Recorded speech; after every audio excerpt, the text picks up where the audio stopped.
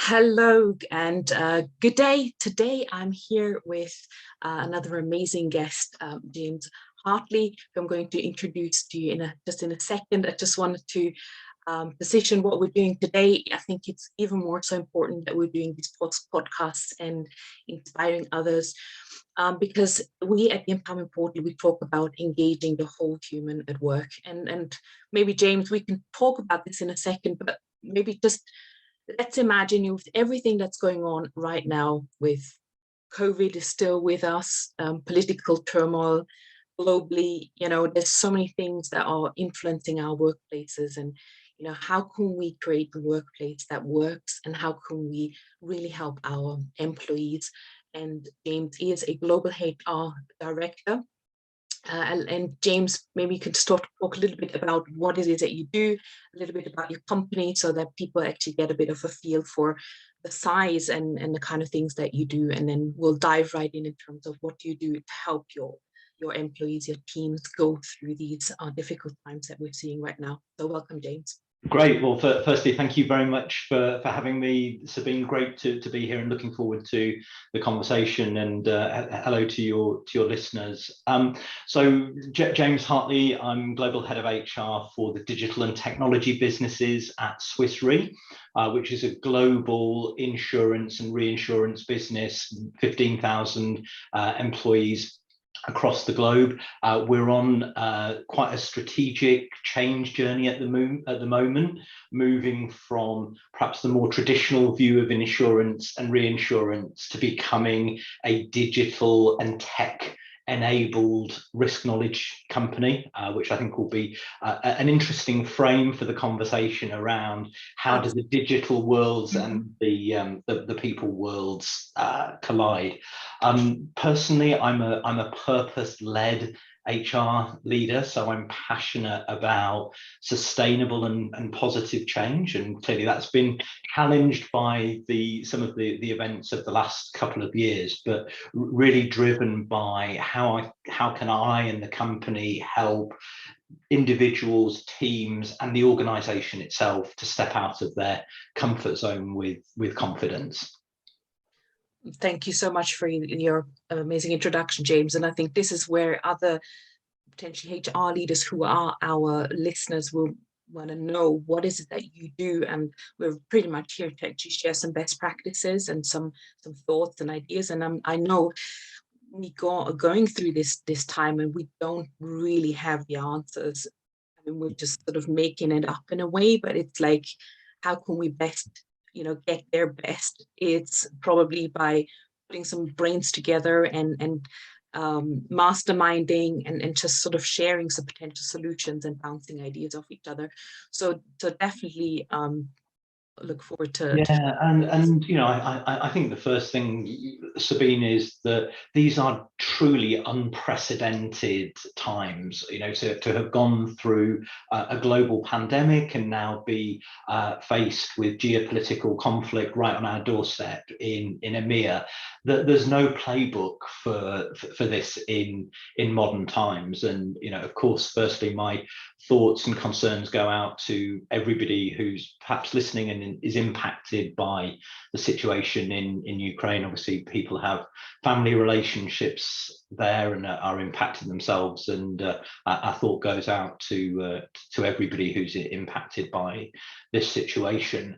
And I think the reality is that combination of COVID and now geopolitical uncertainty puts stress in the system like never before, and it does require leaders, organizations, and individuals to pivot and adapt to those new situations.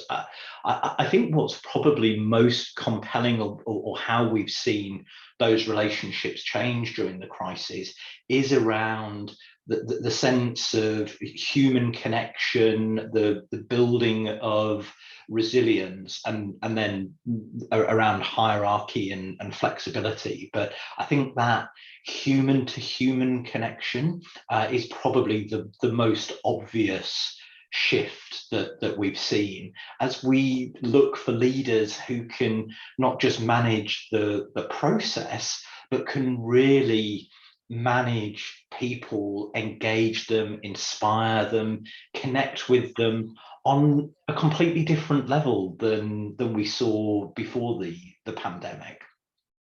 Which is interesting because the pandemic to me showed that we're all in the same boat and we are all human, and that really sparked my thinking around go and find some stories around how this has shifted now in organizations where you would have not possibly thought of, working from home overnight, for example. And there were all these standards and all these norms and ways of being or ways of leading. They've all been probably even shattered and have to be rebuilt completely.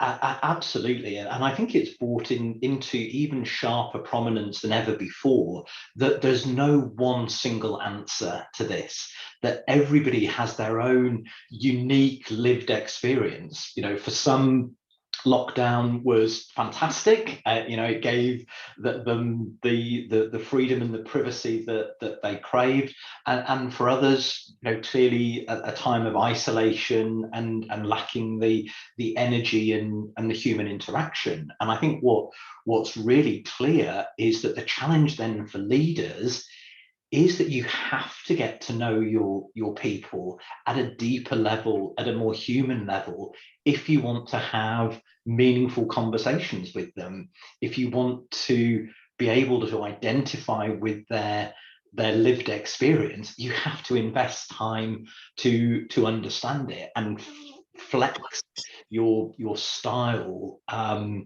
more so than ever before. And clearly that does put pressure on leaders who have been equipped to managing in a particular way, or managing face to face, or not being pushed out of their own comfort zones and having to admit their own vulnerability and lean into those conversations, and being aware of how they can develop their own personal resilience to help others, and how they can then create that culture where individuals and teams can feel resilient as well. And for us at Swiss Re, that really dug into 3 or 4 levels. How can we support people's physical well-being, both through our health programs and then working effectively from home? How do we support their mental health and well-being with a number of initiatives around Pathways, which is our fabulous mental health network, which was in place but activated during the crisis even more robustly. How do we support their financial well-being through education and awareness? Now, we're in a privileged position at Swiss Re that we had a business that could work remotely, so didn't perhaps face some of the challenges of furlough or real financial hardship directly, but obviously the people's ecosystems and lives are affected by that. And then how do we support the communities in which individuals are? And I think the red thread through all of those interventions is the human being right at the epicenter of that period. And just building on that, I think you mentioned about everybody being in it together, and COVID really was a great leveler. And what I think we saw, and one of the great benefits, is the organization became much less hierarchical, and those relationships changed. That Zoom or MS Teams becomes a great leveler. You don't have that moment of waiting for the boss to come into the room or sitting outside a meeting room. You've got that immediacy of everybody being the same, and I think that's a great outcome alongside the flexibility which we mentioned at the start. I love that you're just saying about the Zoom. Obviously, you've already been very advanced pre-COVID and already equipped by the sounds of it, but obviously not all organizations have had all these things already in place. And perhaps people already were somewhat a bit more tech savvy, let's say, in your particular organization. Would you say this is something that's come up over and over again? Obviously, maybe now you're going back to hybrid potentially, or some days in the office. You were telling me that today you're spending your time at home, obviously working at home, and then the rest of the week is obviously in the office. But then now you have the scenario where some people are actually on Zoom and some people are actually in the office. Do you see the relationships are shifting there or changing, or do you see some challenges around, potentially around the inclusivity of inclusiveness, basically around the people that are more more remote, let's say? Yes, absolutely. So a couple of points there. So firstly, the flexibility kind of pre-COVID and post-COVID, and then, as you rightly say, the hybrid relationships. So what we had a very robust own the way you work approach pre-COVID, which for us has been a USP in terms of talent attraction and driving employee engagement, which meant that we were able to pivot very quickly. But interestingly, even though it was well established for us, it did require us to look at those principles. How could we drive even greater trust and empowerment? How could we make sure that the transparent dialogues were there? How do we continue that spirit of collaboration and community and relationship base, which are really critical to us?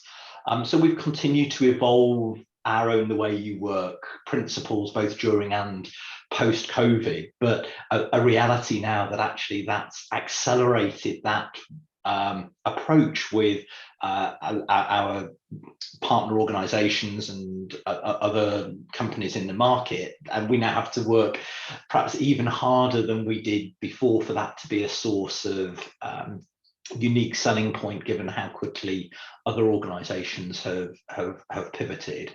It did reinforce for us the importance of relationships and that face-to-face collaboration.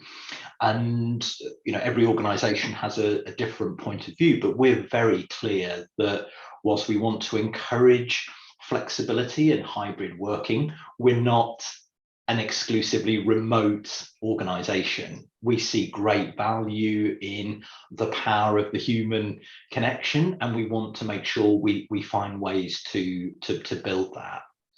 Which then, as you rightly say, is where the hybrid workforce takes on a whole different way. How do you make sure you invest in those relationships, give the space to people to collaborate effectively without diminishing the productivity? And again, this is where culture and technology has a fabulous role to play. So we've invested heavily in new collaboration tools. How can people work effectively remotely? And how can we make sure it's a good experience when you've got some in the room and some remotely? So it's definitely continuing to support personal resilience. It's supporting line managers to be aware of some of those dynamics: who's contributing, who's not, who's hiding behind the screen, who's leaning into it. And as I say, separately, making sure that the technology is a seamless experience, whether you're co-located or working remotely. Mm-hmm. I will get those tools off you later and we'll put them in the show notes. I'm sure there are sort of some tools that people can get off the shelf, so which I'll add them to the show notes. I think that is really, really cool, because obviously that had to move at the same time, isn't it? It's not just like, yeah, we're going to do everything on Zoom. No, it's like, how do we share files? How do we do brainstorming? How do we, be still innovative? How can we move projects forward?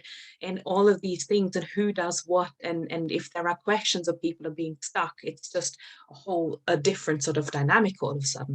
Absolutely, and we have to be proactive about that. We can't just be passive and hope for the best.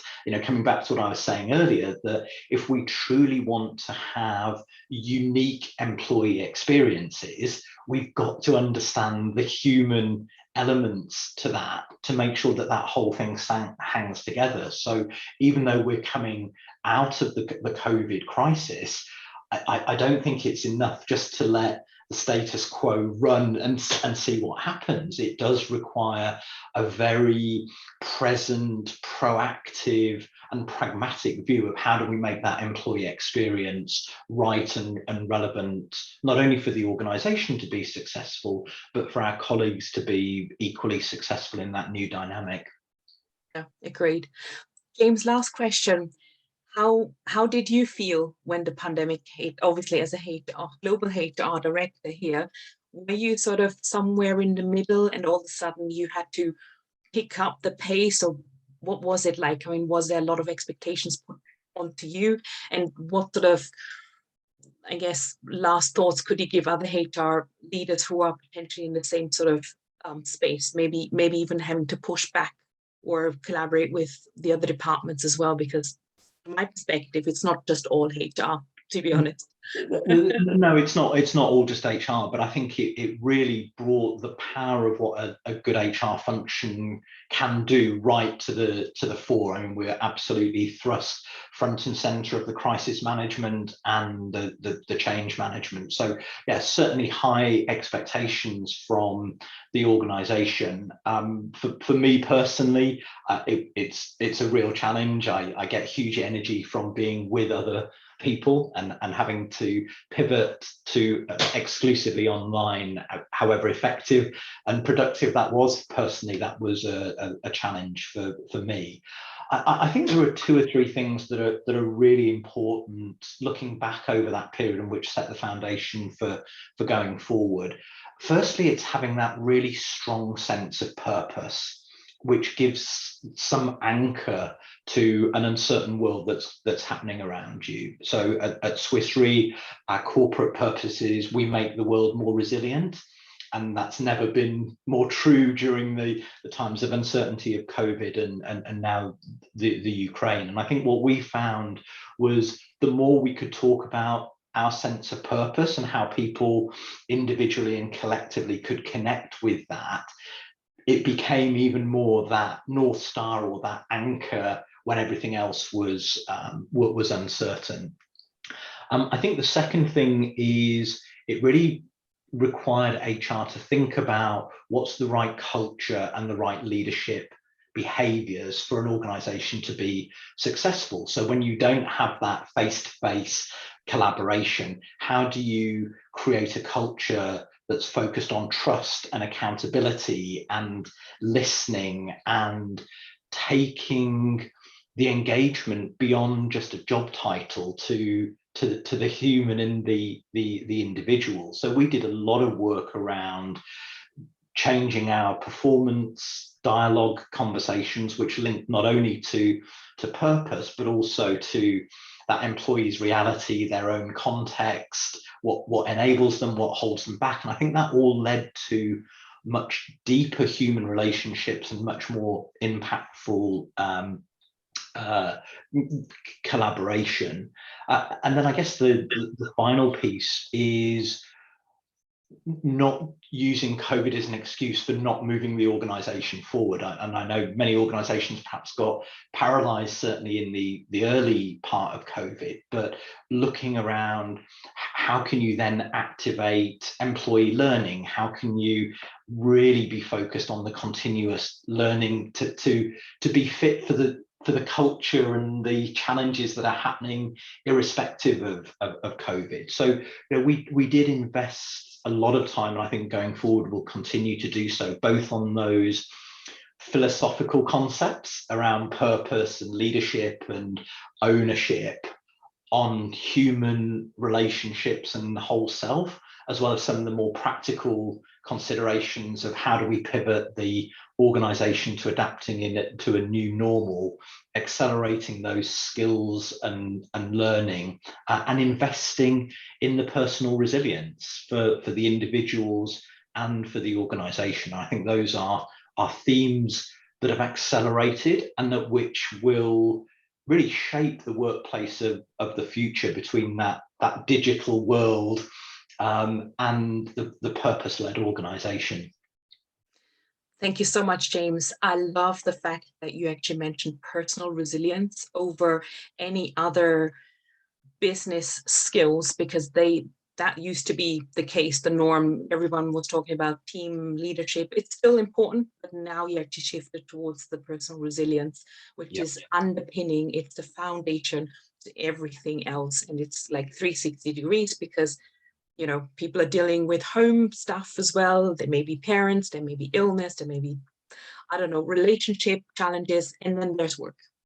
Absolutely. And the only way you can really create a joint movement for an organization is if you help people understand themselves better and help them understand each other better, so that you do build those relationships. And, you know, it's perhaps obvious, but the key to personal resilience is in the word personal, that it is a different experience for you, for me, or for somebody else. And if we don't invest that time to understand the dynamics of the person, we're not going to be able to get the best out of them, to meet them where they're at, and create that momentum which is necessary for organization success. So yeah, completely agree. It is, you know, it is the new black. That is the for me, the purpose and personal resilience are absolutely core to the workplaces of the future.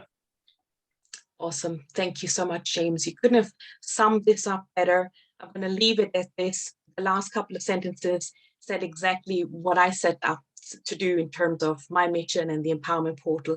It's exactly helping organizations and teams and individuals around the personal resilience piece to move them through whatever they are facing, whatever's going to come at us. We all need to be resilient, and we all need to be more human. So thank you, James. Absolutely enjoyed speaking to you today. Great. Thanks for the great conversation. Thank you.